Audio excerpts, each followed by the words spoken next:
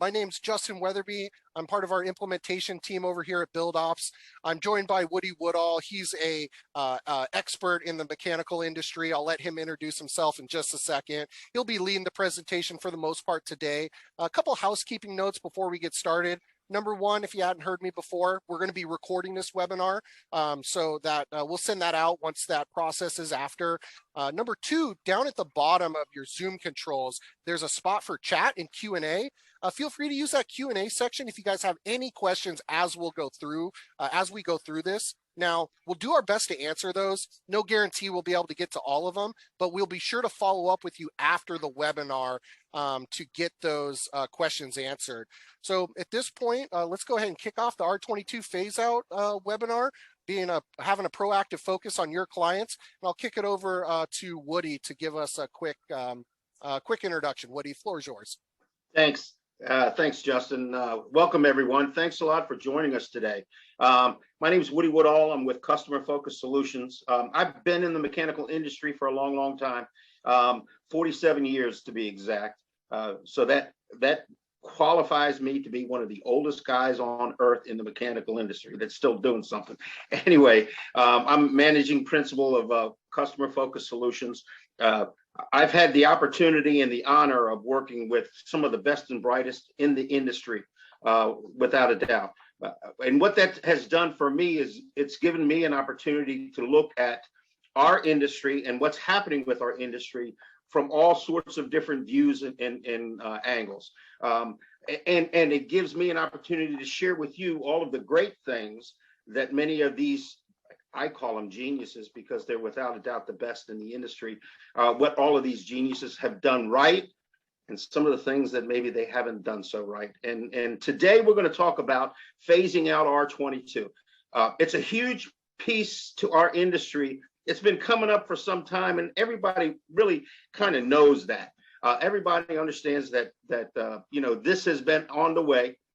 This is part of what we're going to have to deal with moving forward. And sadly, probably all of us, and I'm just as much to blame in some of these instances myself. It's coming, but there's other things that are pressing, and so you kind of put it off, and then all of a sudden, bam, it's here. And that's sort of where we are today. So we're going to talk about how can we turn this from a challenge for our clients and us into something great for our clients and great for us. At the end of the day, we have to make sure that this is a win for our clients and a win for our companies. And if we're not able to do that, if we sort of get left out of the entire equation.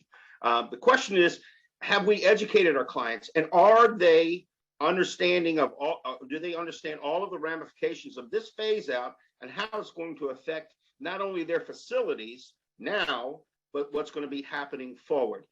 In order to start this little session off, Justin, would you please add some poll questions so we can get a little background as to where everybody's at? Yeah, absolutely. So up on your screen right now, we really want to keep this as interactive as possible. So we've got we've got our poll questions up on the screen. If you could hop in there and get some of these answered for us. We really want to know, is your sales team up to speed? How much of your customers' HVAC equipment still has R-22 in it? And, have you identified any alternatives to that R-22? Again, these poll questions are a great way to interact. We're going to share these with the group here in just a second. And also keep in mind that down at the bottom, if you guys have any questions as we go through this, use the chat, use the Q&A feature here in this webinar, and we'll be doing our best to get to as many as possible.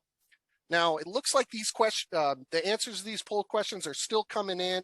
We're about 60%. Man, if we can get this above 75%, Woody, that's going to be a record on answered poll questions here. So we'll give just another minute or two. Go ahead. Yeah, actually, guys, it's important for us to sort of get this feedback so we can make sure that we hit all of the high notes that are important to you and your business as we're moving through this. So if you get an opportunity, hit these questions real quick, and we'll be able to move forward and start this webinar. I was working with a client here probably 3 weeks ago, and we were talking about this very instance. And his comments to me were, you know what, we know this is coming. We've tried to formulate a plan, but every time we start to formulate a plan, something else jumps in the way. We're pretty much at the point where you may want to think of assigning a champion of some sort, somebody that's going to really take this bull by the horns and really work for you and your company and your clients as best we can. How are we doing, Justin? Looks like we're at about 70. Yep. Just a little over 70% there. Not bad at all. What we're looking at here on the polls is, the majority of folks are informing their customers. There's some, that we haven't had that discussion at all. Now, coming into the customers with HVAC equipment that still has R-22 in it, we're looking at the majority of folks are coming in at 26 to 50%. So there's still quite a bit of it out there. And I think this will be really helpful for coming up with a transition plan. And, about a quarter of the folks are still looking to identify the replacement for R-22. So we've got those results up here on the screen, but I'll go ahead and stop sharing those, and we go ahead and move on from there, Woody. Thank you so much. Sounds good.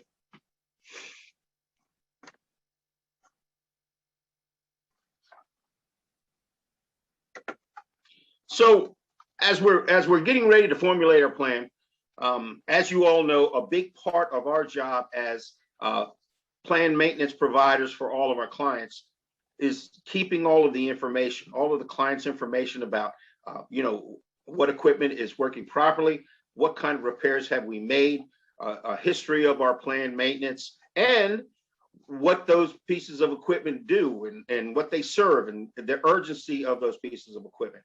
It's important to understand that if we have a system set up that we can easily pull out of our service modules, what equipment has R-22, how old is it, how efficient it is, all of those types of things. It makes our job that much easier. For those of us that don't have operational systems right now, it's an awfully daunting job to have to go through all of those pieces of paper, pull out all of that data, and get all of that information as you're moving forward. It's almost impossible. So that's the importance of really having a great partner that can help you and guide you as you're setting your systems up and what you're trying to do. We have to formulate a plan to help our clients understand the impact of this phase out. And ladies and gentlemen, keep in mind, this is just R-22. R-410 in a couple more years is going to be there as well. So all of the systems that are out there that are HFCs are going to be gone. And so we're replacing a lot of those with HFOs. And what that means is a whole new set of rules for all of us moving forward. It reminds me of the years gone by when we had the CFC issue and how we were changing all of that kind of information out. How we put together our plan and how we get this message out to our clients is critical. And so when I say how we put together this plan, big part of that is educating everybody in our building about this phase out and future phase outs and how that's going to impact our clients and what sort of effect happens if there's a worst case scenario.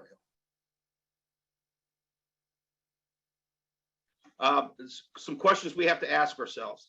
Can we easily identify our client's exposure? Again, if we have the right partner and we've set up our systems properly, we're going to be able to just with a couple of keystrokes, pull all of that information up and we'll have it right there in front of us. If not, we'll have to do a little bit more digging, a little more dirty work.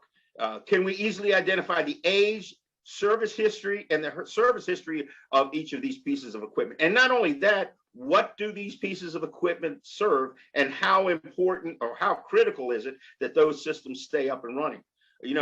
Have we started to better understand the options our clients have? Do we know what the replacement refrigerants are? And do we know the impact of changing those things out? Because, ladies and gentlemen, there is no exact change out for R-22. The refrigerants that you're going to implement in the existing pieces of equipment that are R-22, there are usually gasket issues, oil issues, expansion valve issues, all of those types of things that we all have to consider, and we have to make sure that our client understands. And we have to start to develop our plan to educate. Let me restate that. Educate and help our clients. Since we're the keepers of the information, as we stated earlier, it's our job to be educators and help them understand our challenges so they can better understand their challenges.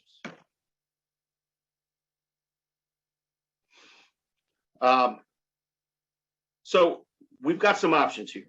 Are we going to, and depending on the age of the equipment that your client may have, the importance of that piece of equipment and what it serves, service history of that piece of equipment, how old it is, how new it is, we can consider replacement refrigerants. And there are lots of them out there for us to discuss, to consider. When you're looking at, you know, there's a one refrigerant that's kind of popular. It's a R-407C. It's a Blue-On product, but this is the challenge with Blue-On. They're a smaller manufacturer, so the amount of refrigerant that they can actually produce on an annual basis is very limited. So you may have to have a couple of options for replacing refrigerants. The other option is stockpiling R-22. We know that R-22 is very expensive now. That has gone up almost 300% in the last year. So because it's so expensive and because it's limited in how much we can get nowadays, one of the strategies that your clients may want to consider is stockpiling R-22. Buy as much as we can so we can have it on the shelf if we need it. The other option is replacing equipment. And in some cases, depending on the age of that piece of equipment, depending on the service history of that piece of equipment and what it serves, it may make sense to replace that equipment. We'll increase the efficiencies by anywhere from 15 to 30%, depending on what we go in with as far as a new piece of equipment is concerned. And then we sort of eliminate the need for that R-22 consideration for the client. You know, what will the future actually look like as far as your company is concerned and these options moving forward? It's hard to tell. And again, ladies and gentlemen, keep in mind, R-22 is just the tip of the iceberg. Any sort of HFC out there is going to be eliminated in the next 3-4 years. So considerations. As a team, review the various options for replacements. And this is a great opportunity for us to include our field in with some of these considerations. One of the things you may want to consider doing is have a couple of your guys from the field become champions of these new refrigerant options and be able to report back to the team as to what they think and what the actual impact would be to change out R-22 system to one of these new refrigerants. Make sure that everyone, including the field techs, are in on that conversation. Accounting should be included on the conversation. Dispatch, sales, management, everybody should be in on this discussion. We need to choose a refrigerant, and once we need to make sure that the entire team knows what that is. The last thing we need is different mechanics going out there touting different types of refrigerants. And if we don't do something, if we don't, as a team, put together a plan like this, that could very well happen. The other thing that we need to make sure that we consider is the impact that this choice is going to have on the clients and their equipment. And again, the considerations for that are age, what it serves, criticality, that type of stuff, all of those things. And then moving forward, know how available your choice will be. I was talking about the Blue-On product a little earlier. It's a great product. It looks like it's going to be a good fit for some folks, but keep in mind, at this past MSCA conference, we learned that the amount of Blue-On, amount of refrigerant that they can actually produce might be limited as we move forward. Keep in mind, HFCs by 2025 are going to be disappearing fast, and that includes R-410, and that's the next one on the list that we've got coming up. Efficiencies and cost is a huge part of the consideration, and how that will affect the client moving forward. So we have to craft our message. We have to put it together so it's simple and it's easy to understand. Keep in mind, many of our clients are not mechanical people. So we have to be able to craft it in a way that they'll understand easily what the impact is. And the other part of this too is many of our clients have to take this up to the C-suite to get permission to make some of these changes, because some of them are going to be costly. And so it's important that we make it a simple, understandable message. Help the team become educated on the facts, and that means everyone, like I was talking earlier. Everyone has to be preaching from the same choir sheet. And move forward with your education of your clients. We're looking for ways to identify who's the most impacted and what that impact will be. Start out with the people that have the biggest challenges and work your way down to the folks that don't have so many large challenges. But we have to do this educational part. Keep in mind, as we're educating our folks, what are we doing? We're making an investment in our clients because our clients have made an investment in us. And it's important for us to help them understand all of this. That's what they hire us for. We're their mechanical experts, and we have to get this message out to them as quickly as we can. But it has to be succinct, and it has to be understandable. Identify all your clients that have the R-22 and what their exposure is going to be, number one. Number two, customize your message for each individual client. So now if you identified a client that might have 5 or 6 R-22 chillers that are feeding mission critical systems, they probably are going to be one of the key people that you want to get to first. Why? Because if something happens, they have a catastrophic loss of refrigerant, it's going to be huge as far as the dollar impact. And if for those of us that may have full maintenance contracts and don't have a clause in there for the limitation of refrigerant, we could be on the stick for a huge piece of refrigerant that we have to replace. And then get the message out as quickly as possible. Probably the best people to do this is certainly our sales folks, because they hopefully have a relationship with their clients and they can easily do that. But it's always nice to get maybe the service managers involved, maybe the service supervisors involved, maybe even some of the technicians involved in this educational process and how you get it done. Don't be afraid to put this message together, get the team together and practice it a little bit so that everybody's on the same page and nobody's drifting left or right of what we actually want to come up with as far as what the response is going to be to these types of things. So we discuss with our clients. As you have this discussion with your clients, make sure you're helping them understand all of these final considerations: financial impact they're facing, the impact on their facility. Will there be downtime if they decide not to change the refrigerant out, R-22 out, and they have a system that goes down and you have to replace a component or a part of that? What impact is that going to have on the facility? Because as I stated earlier, ladies and gentlemen, there is no exact change out. So you've got to consider all of the ramifications of what could happen to our clients' facilities. What could be the worst case scenario? Again, if you've got some R-22 air-cooled chillers that are servicing mission critical, that could be pretty catastrophic.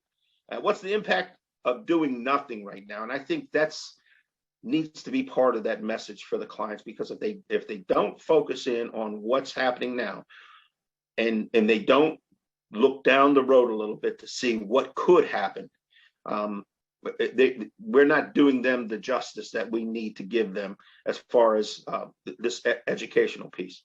And after you've done all of that and you sat down and you've discussed it and you've looked at options, agree to an action plan. Come up with some sort of idea as to how we're going to get this implemented, this phase out implemented, and how we're going to work together to get this done.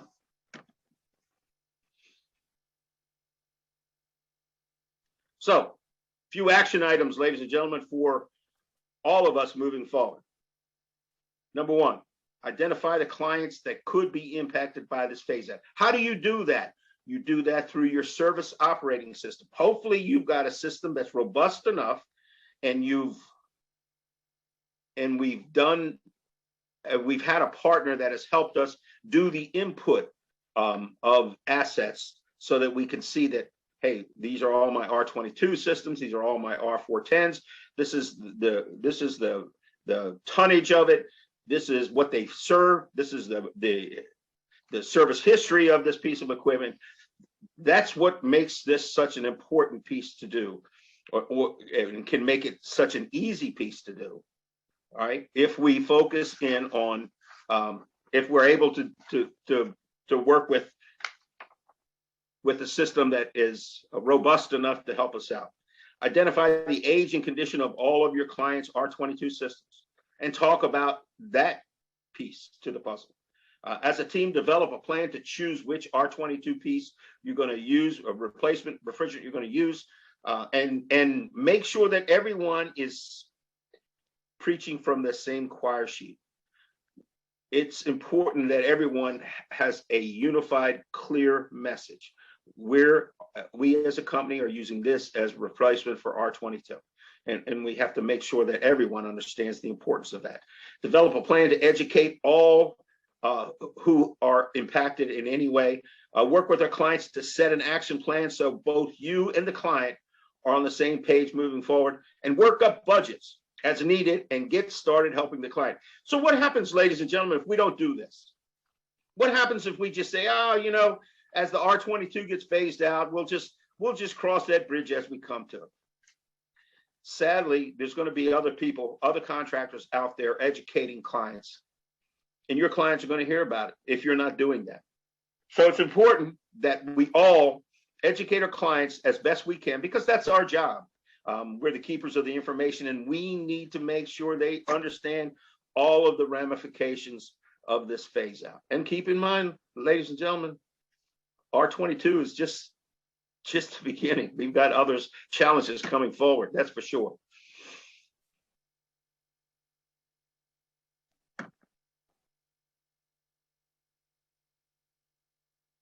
So, what are some of the challenges? If we don't take action now, as I stated earlier, if we don't take action now, there will be another contractor that will come along, and we'll be happy to educate your clients. This is just the start of what's going to be a challenging couple of years. All the refrigerants we were talking about, all of the HFCs are going to be phased out. They're telling us by the end of 2025, and that's just down the street. We're replacing that with HFOs, and those refrigerants are all slightly flammable. So that brings up a whole new bunch of things, like how do we store it? How do we safely carry it in our trucks? What sort of inventory do we have to keep available if our trucks are pulled over? And it's nothing that we haven't already done, but it's new. And so since you've got something that's slightly flammable, the EPA may come out and say, hey, you have to have special alarm systems to detect any leaks. Hey, by the way, you can only store so many pounds in a specific area with sensors and monitors and alarms. So it's important that we keep educating ourselves about the phase out of all of these refrigerants and what's going to happen moving forward. So by starting and sustaining this consultative approach on a regular basis, we're doing a lot of things. We're not enticing, but we're encouraging our clients to use us as a tool as far as pricing is concerned, budgetary responses, budgetary reasons that they want to do things. We're going to enhance our relationships and help our clients understand that we really do have a focus on them, not us. We're looking for what's best for them moving forward and what we can do to help them move forward and be able to sustain all of us through this particular challenge. And Woody, we got a question. And again, I want to encourage anybody who has questions as we're going through this presentation. We want to keep this very interactive if we can. So down at the bottom, please throw in your Q&A questions, use the chat, whatever works for you. Throw those questions in there. We got a question from Greg. Woody, Greg wants to know with the new SEER 2 efficiency rating, kicking out in 2023, do you think it would help? Do you think this would be another way to help folks invest in their capital in unit replacement? Because again, it sounds like we've got some new efficiency ratings coming out, and Yep. what are your thoughts on helping with those efficiency ratings and the R-22 or the existing gas and the transition there? What are your thoughts on maybe using that to help direct the customer's capital investments? Great question, because you're 100% correct. The new efficiency ratings coming out with what we can install moving forward are important to us and the client. And so if we can get them a little bit more efficiency with a new unit, a different type of refrigerant, and forego the thought of actually, changing out the existing R-22 systems, it's a win-win-win for everybody. And it's important to keep in mind that when we pull up this information out of our operational systems, ladies and gentlemen, this is the type of information hopefully we have stored in our systems or in our future systems. This is the type of information we need to have so that we can logically talk to our clients about additional efficiency moving forward, service history of this particular piece of equipment, what does it serve, what's the impact of R-22 if we have a catastrophic loss. All of those things are huge, and that's a great question. Yep, and Lewis, it looks like you got a question as well. If you don't mind dropping that into the chat or the Q&A section, I'll go ahead and serve that up to Woody. Unfortunately, the way the webinar is structured, we have so many people in here. I can't unmute everybody, or else it'd be a total disaster. So, Lewis, it looks like you might have a question there. Throw that in the chat, and we'll pass that over to Woody once that comes in. I appreciate you getting to Greg's question there. Yep, absolutely. So, ladies and gentlemen, this is just the beginning. Actually, the beginning of this was several years ago, but it's coming down to the wire now. We have to get prepared. This is just the beginning. As I said, we've got to, by focusing on the best interests of our clients, we sustain and develop our relationships and solidify what we're trying to do for them, and that's serve them as best we can. We need to be proactive with our customers. We have to have that great customer service attitude that all of us want all of our people to have. And I think by our leadership stepping up and starting this process and encouraging the input from the field and the dispatch and sales and everybody, I think the whole team starts to understand the importance of having that great quality customer service attitude. We need operational systems that we can use to help us take care of our clients moving forward. If we don't have those systems now, you need to consider what we have to do. And it's not just important that we have the operational systems that have the ability to do these things.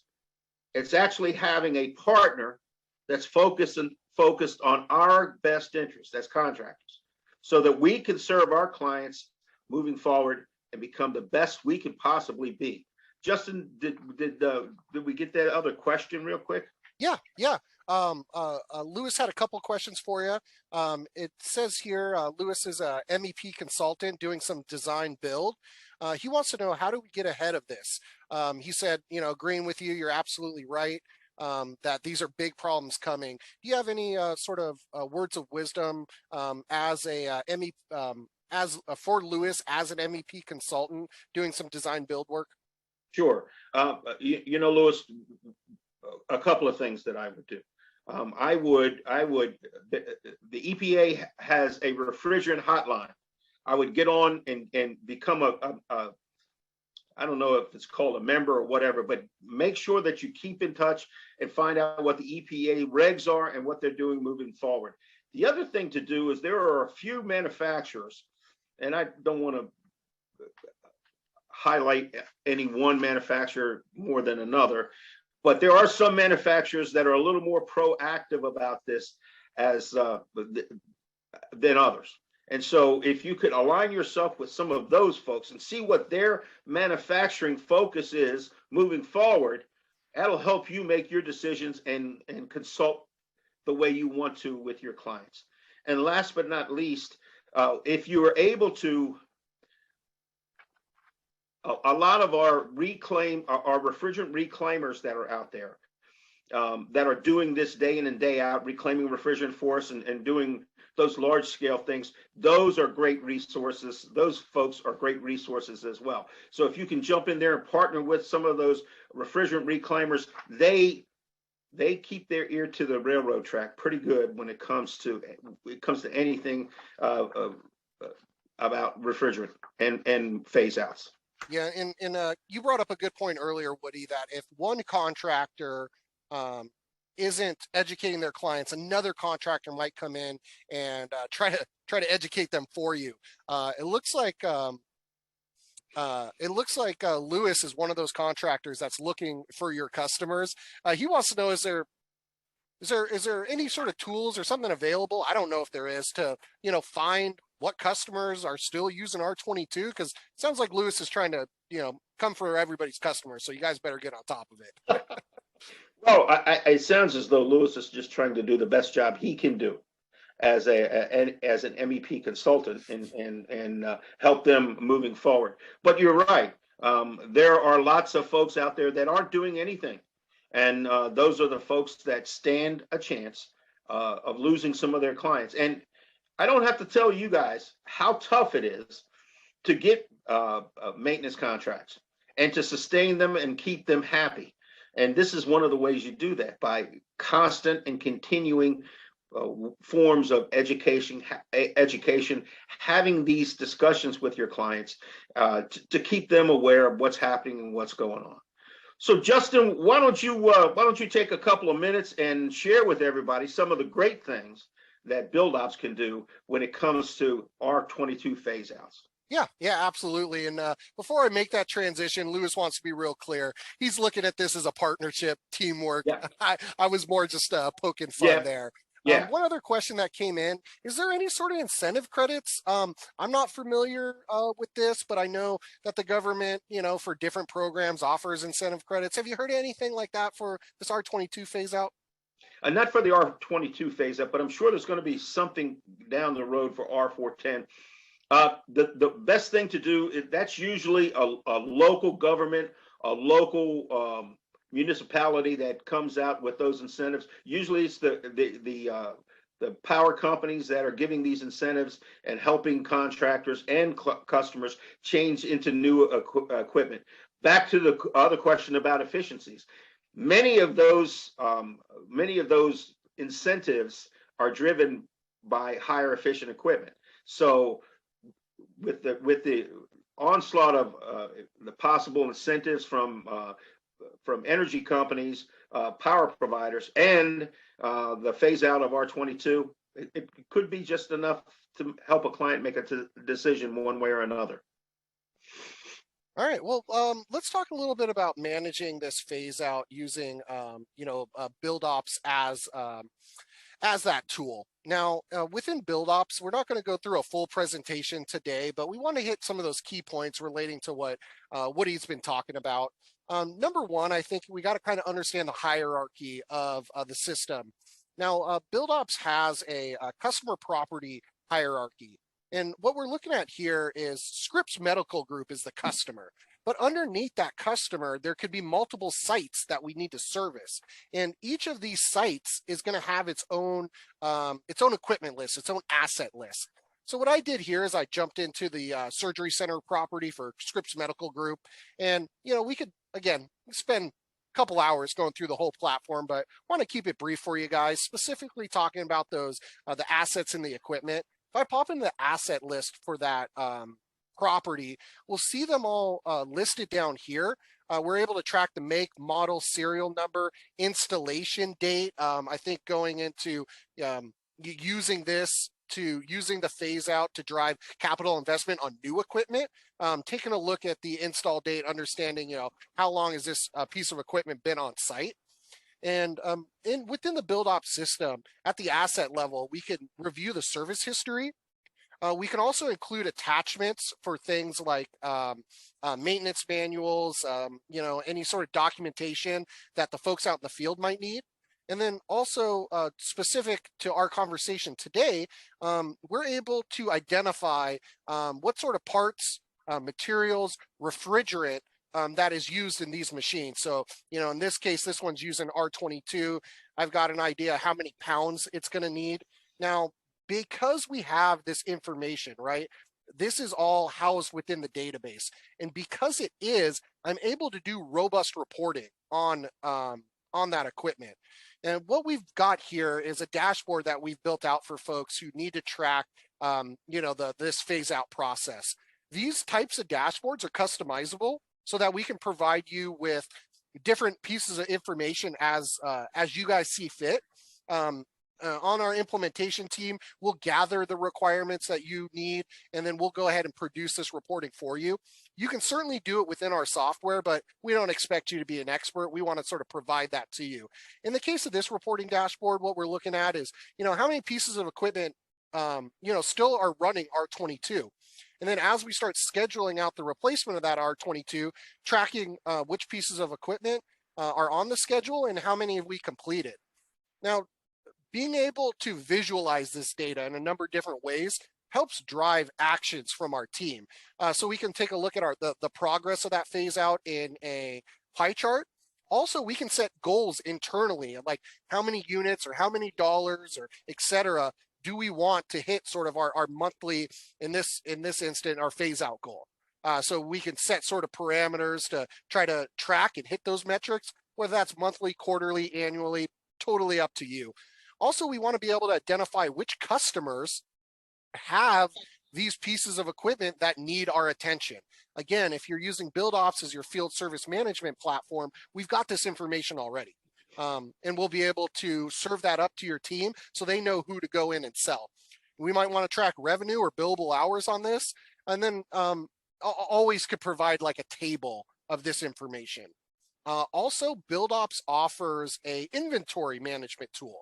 So if you need to manage the inventory of the R-22 you have in stock and get alerts if it's coming too close to the minimum quantities, understanding if you do get the customer, you've educated the customer, they agree to do this change out immediately, do you have enough of refrigerant to even make that happen? As Woody pointed out, even though we're transitioning to this new type of refrigerant, that might not always be easy to come by. So, we might be stocking R-22 for our maintenance, but also stocking those new refrigerants as well as stockpiling those so that we can complete these change out processes. A lot of folks also want to look at the maintenance cost of a piece of equipment, understanding how much they've spent in maintenance over the past few years. So that way we can educate them, and maybe it's a better use of their money to change it out for something that's more efficient and also that's ready for the new refrigerant itself. Woody, any thoughts or comments here on the reporting? Justin, I'm just thinking out loud.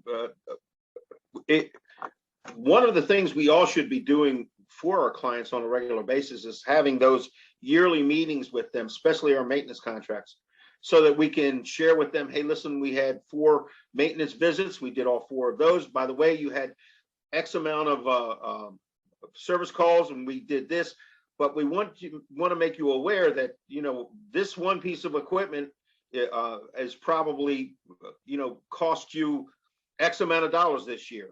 What that does for all of us as mechanical contractors is it gives us an opportunity to have that conversation and educate our clients even more about the disposition of their equipment and what they should be budgeting for moving forward as far as replacement is concerned. Just considering this it's not little, but this R-22 phase out thing. Can you imagine if you had this type of information? I'm pointing to the screen. here, this type of information at your fingertips to be able to educate your client and sit down with them with a list of all of their pieces of equipment and say, okay, let's put together a plan that makes sense for all of us. Can you imagine how impactful that could be for your client? Can you imagine the impression you're going to make with this client, letting them know that your focus is on their best interest? And that's the reason I'm working with the folks at BuildOps. They have a focus, they have a passion for taking care of us as contractors so that we can take care of our clients properly. Guys, if you don't have a system currently or you're looking to make a decision, BuildOps certainly is a big piece of that. But that all being said, the nice thing about BuildOps is they're going to be here for a long, long time. And when you make a decision to decide on who's going to be your partner as far as a operational system is concerned, you want somebody that's going to be around for the next 20, 25 years, or until you're ready to retire, or you're old like me, one of the two. Woody, I really appreciate all of that, and you know, it really sort of speaks volumes to have your your support on these projects. We use Woody quite a bit when we're coming up with some of these standard dashboards, some of the information that we need. We also have a very large client base that we pull information from to make improvements of the software. And you want your software company to be able to grow with you and provide you the type of analytics that really make a meaningful impact on your business. And I'm curious, I'm going to throw another poll question up there. I want to know if, you know, the group out there today has software in place. You know, what sort of percentage of you out there is using a tool like this? A lot of folks that I talk to, Woody, are utilizing spreadsheets. And the spreadsheets work, but it's all manual entry. It's hard to get robust reporting on that. What have you sort of seen out in the industry for folks who haven't sort of made the transition to a full-blown field service management platform? Well, you know, I've been there. I've worked with and started service companies that were 5-man, 10-man shops, and it's hard sometimes to justify some of the costs of actually becoming fully automated and doing what you need to do. That all being said, every time I've ever pulled the trigger and made that decision, it's paid for itself. But let me share one thing with you. Every time I've ever done it, I've also had challenges with the provider. And it's important, for all of us to make sure that we do our homework, make sure that we understand everything about the provider and the provider's focus. The provider, you know, there's lots of systems out there that were designed by accounting firms or construction software so that they could meet a niche that some of their customers have as far as the service side of the business. This BuildOps is one of the few, really the only one that I know of that was designed specifically for the service providers. And so because they're designed specifically for the service providers, they're able to focus in on what's the most important thing for us. Yep. And again, our focus is specific to the mechanical, electrical, plumbing space. We don't service you know, any kind of service provider, right? We don't focus on residential, and the benefit to our customers with that focus is that your peers are doing the same type of work that you're doing. So we're always working on feedback that is similar to the feedback that you may have. And that way, that feedback loop is really tight, and we can make enhancements to the product that are meaningful to you, opposed to a residential roofing contractor, let's say. Yeah, and so, you know, focusing and knowing our niche and serving that niche really well is our primary focus. What I'll do here as we wrap up for today, if you got any additional questions, drop those in right now. We'll do our best to get to those. We want to leave some contact information up if you guys are looking to reach out to us. We'd be more than happy to talk to you about the issues that you're having today, what the current state is and what you want the future state to look like, and come up with a game plan on how we achieve that moving forward. I want to say, I want to thank everybody for their time today. I really know how valuable it is. Woody, I'll go ahead and pass it to you for a quick conclusion. Thanks, Justin. Thanks again, everyone, for spending the time with us today. We really appreciate it. I hope this was educational, and I hope it gave you a few tidbits to help you navigate through this particular phase out and the phase outs that are yet to come.